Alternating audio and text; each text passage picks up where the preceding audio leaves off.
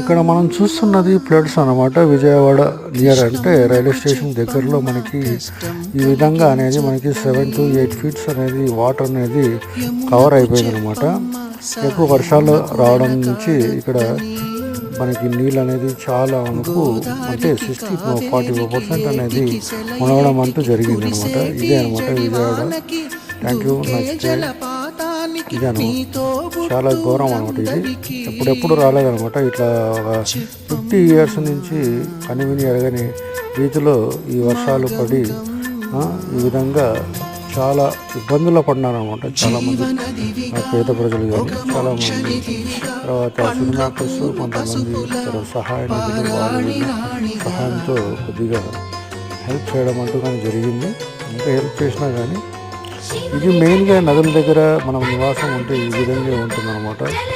జాగ్రత్త